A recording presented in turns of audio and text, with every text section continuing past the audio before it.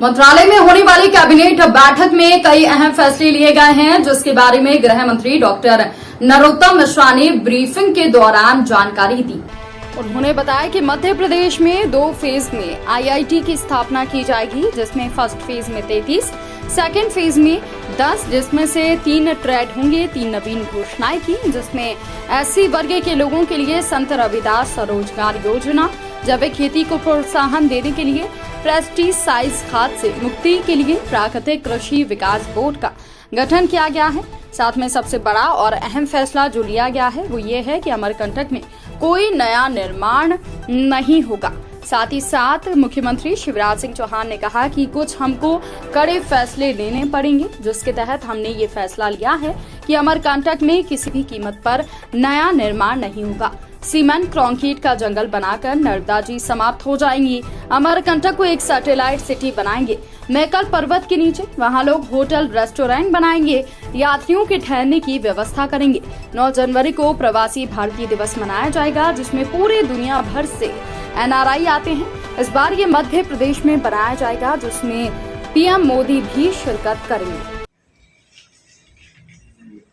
एक अन्य निर्णय में जो एसपीवी बना रहे हैं यहाँ पर pen IIT anomaly reach of Madhya Pradesh foundation के माध्यम से इसमें प्रथम चरण में 32, द्वितीय चरण में 10 शासकीय आईआईटी, जिनमें 1 से 3 ट्रेड संचालित होंगे।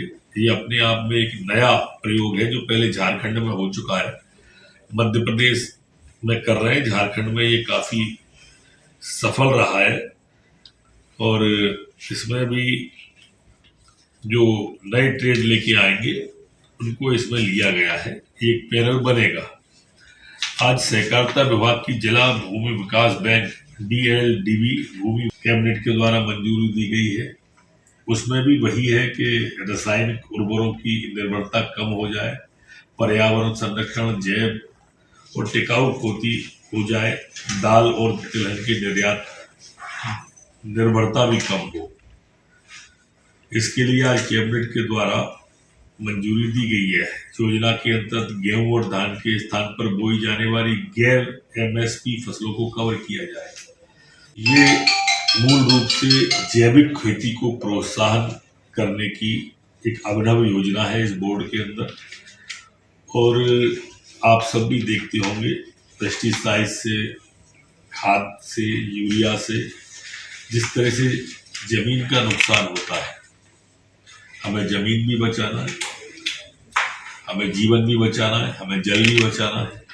संबंध में एक अध्यादेश जो था उसमें प्रस्ताव जो था 5,000 रुपए का तक का, आज मुख्यमंत्री जी ने उसे घटा के 1,000 रुपया जो कांजी हाउस में रहते हैं आवारा पशु के जुर्माने का, उसे 5,000 को घटा के 1,000 रुपया कर दिया है।